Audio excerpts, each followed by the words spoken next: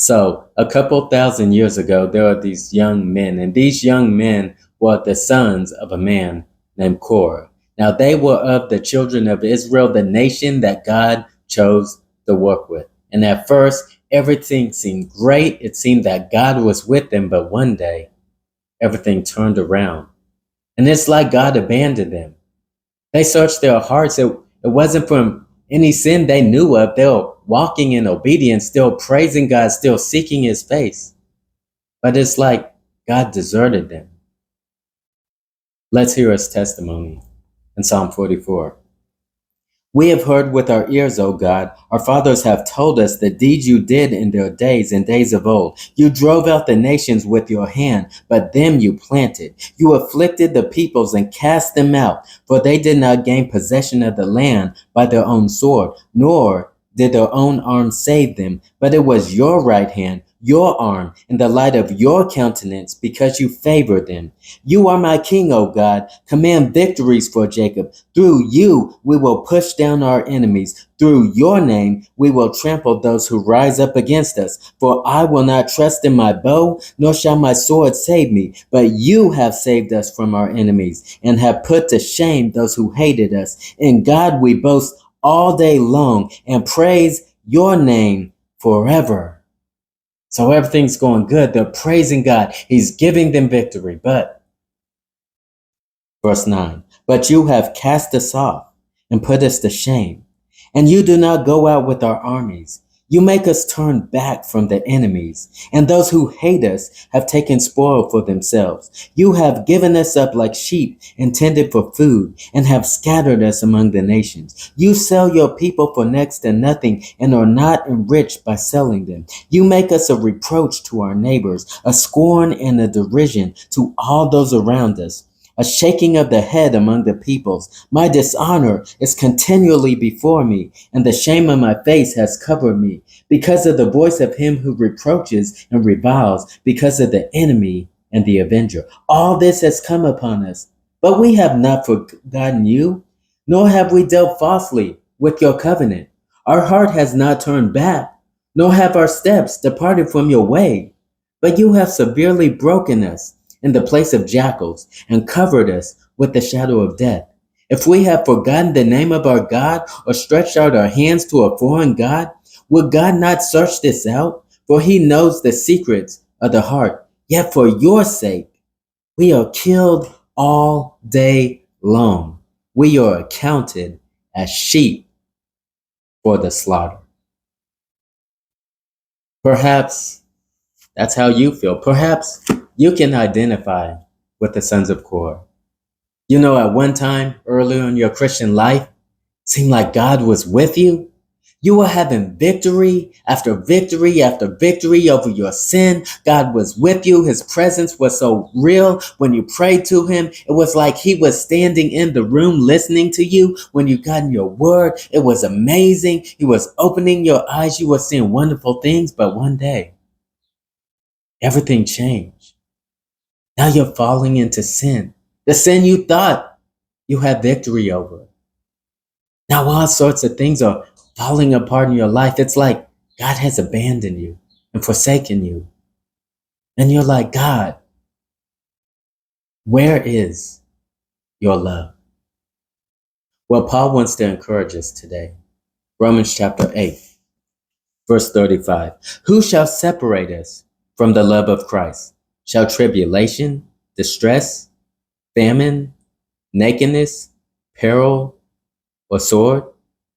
As it is written, for your sake we are killed all day long. We are accounted sheep for the slaughter. Notice that was the verse that Korah said in Psalm 44, and it's quoted by Paul here. So, what is Paul doing? Remember, he is encouraging Christians that are suffering, Christians that are groaning, and Christians that are in the position of Korah, where everything, it seemed to be good in their life, and for no fault of their own, not a sin of their own, they're not walking in disobedience. They're praising God.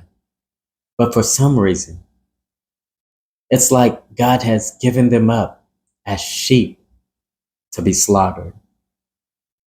And all sorts of things are coming into their life, and they're questioning the love of Christ. What kind of things? Well, Paul listed. He says, who shall separate us from the love of Christ? Shall tribulation?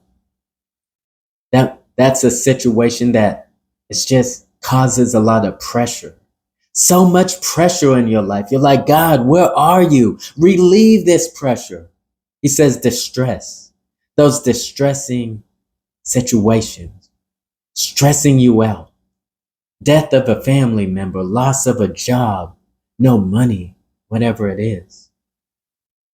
He continues and says, or persecution. Sometimes we're obeying God and now people hate us. They persecute us. We're like, Christ, is this your love?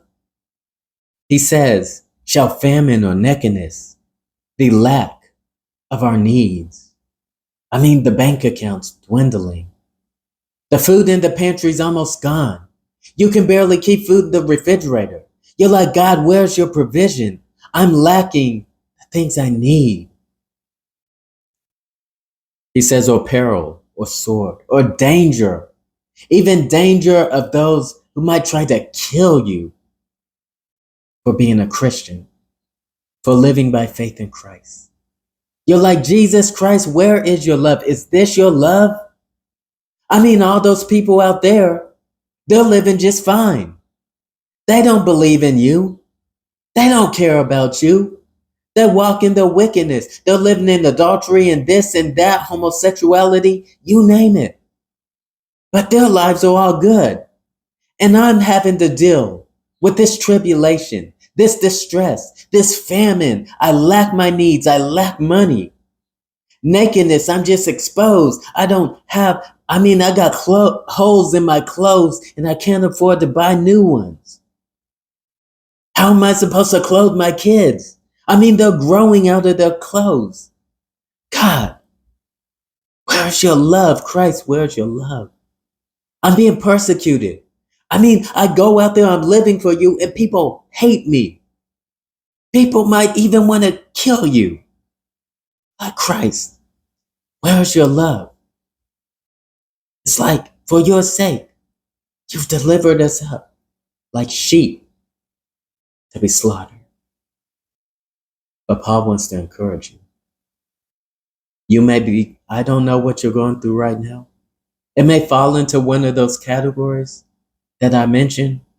Maybe not. I don't know. But listen, if you are a Christian, if you have put your faith in Christ and cast your life on him by faith, no longer living for yourself, but living for Christ, listen, all those things in your life are not going to separate you from the love of Christ. Why? Because they are the love of Christ. Remember, if we back up a few verses, it says, to those who love God, all things work together for their good. What is that good? We find out it's to conform them to the image of Jesus Christ. All the way to the glorification where they will see Jesus Christ face to face in their glorified body. And every single detail is working to accomplish that purpose. Every single detail in the life of a Christian, and listen, if you are a Christian, every single detail in your life is the love of Christ.